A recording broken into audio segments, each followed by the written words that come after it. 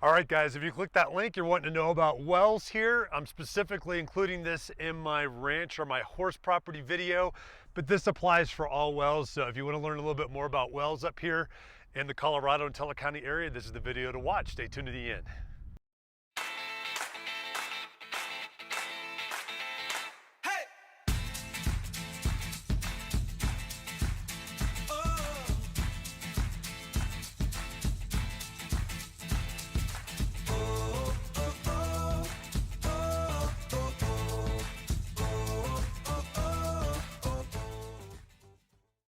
Hey guys, real quick before we get in that video, my name is James D with James D My Real Estate Team, and I just wanted to make sure if you haven't done this already, make sure you hit that subscription button down below, the notification bell. What that does is keeps you notified every time we come up with a new video. We do at least 2 a week, and I just want to keep you updated and just cool things to do, cool things to see out here within the Woodland Park and Teller County area, and you get to see a little bit of how I like living my life out here as well. If you've got any questions or comments, please don't hesitate. Give me a call, shoot me a text at 719-266-2725. You can also email me at info@jdmret.net, and I will get back to you as fast as I can to answer any of those questions or comments.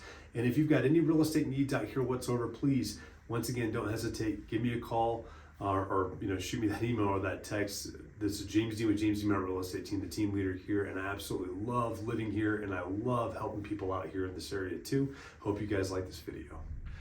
Okay, guys, I'm out here, I'm outside. It is freezing cold. I picked the worst day of the week to do this. We have snow coming in. We're supposed to get 1 to 3 inches between this afternoon and tomorrow morning. So I apologize if I'm freezing here on the camera, but it is cold out here and I probably should be wearing a jacket. But I'm at my place here in Divide, Colorado, and I've got in front of me, this is my well that we get our water from at our house. And I specifically want to talk about different types of well permits that you have for use out here in Colorado, especially for the horse owner, so that they can know where they stand and what they need to look for when they're out there buying a home. And this really applies to folks that don't have horses too, just so they can get a basic understanding of what the permitting shows within this process and what we can actually see online when you're purchasing a house as far as flow rate and all that other fun stuff. So today we're at my house with a well. Normally you'll see 2 different types of permits here on the wells. You're going to see a household use with or without a rider, in the domestic well. So the domestic well is the most general use well. A domestic well you can use for livestock, use it for horses, you use it for whatever you want to, and it's usually more of an agricultural type setting that you'll see that for, plus your house on there as well. I was about to point to my house, you guys can't see it. So the most important thing to remember is with the domestic, if you've got animals, you got horses, you can water your horses off of that well on with that domestic use permit, and that's the best one to have for horses. Now, is that the only one for horses? No, there's always exceptions to the rule. We have household use wells also that have riders, and a lot of times those riders will let you know how many horses you can actually utilize with that well also. And in that process, it'll tell you, like, if you're like on a 5 or 10 acre piece of land, you can have like 3 or 4 or 5 horses on there. It'll say that on the rider itself on the permit, so that you can know what you can use it for. Now, things to remember is you want to be careful with your well also. You don't want to leave water just running constantly and drain your well all the way down.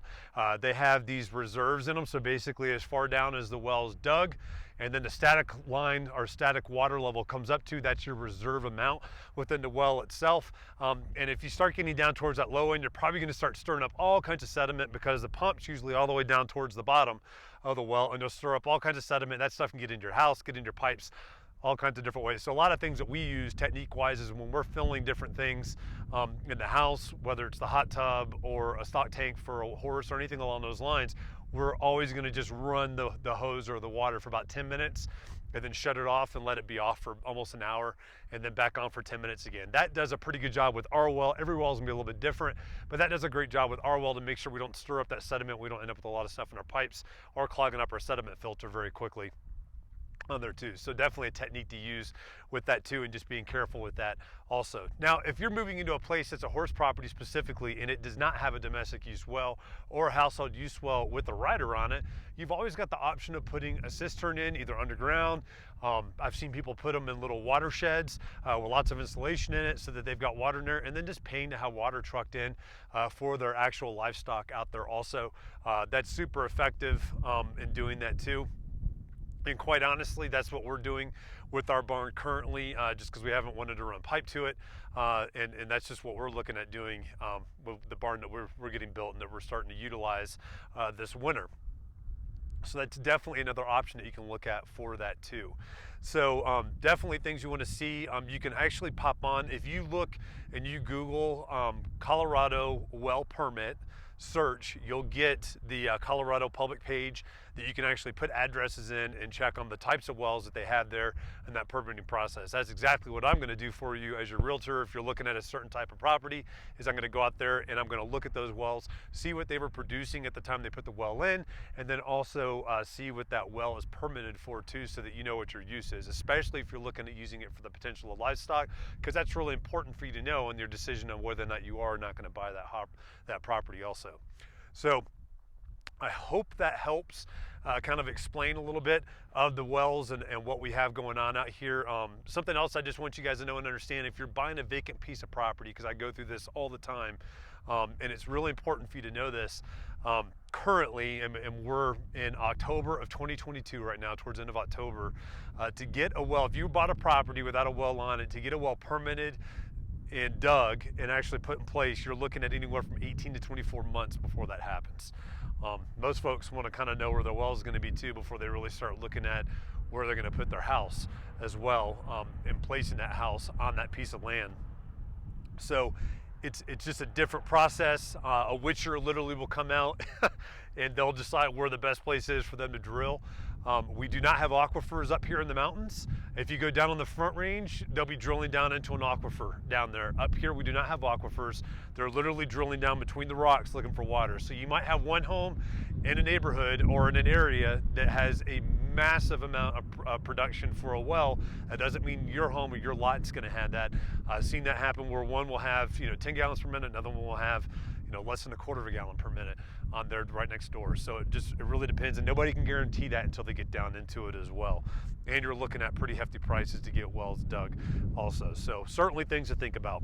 So I really hope this helps show you guys, and at least hopefully shed some light on wells and how important wells are here in Colorado. And I hope to see you guys again soon. I really hope you guys enjoyed that video. Don't forget, if you've got any questions, comments, whatever you've got, please send them to me. You can call, text me at 719-266-2725. You can also email me at info@jdmret.net. I would love to be your local real estate agent. I'd love to be your local expert. So anything, it doesn't have to be real estate related, please don't hesitate to ask. Let me know what those questions are and I will get them right back to you. I look forward to seeing you guys next time.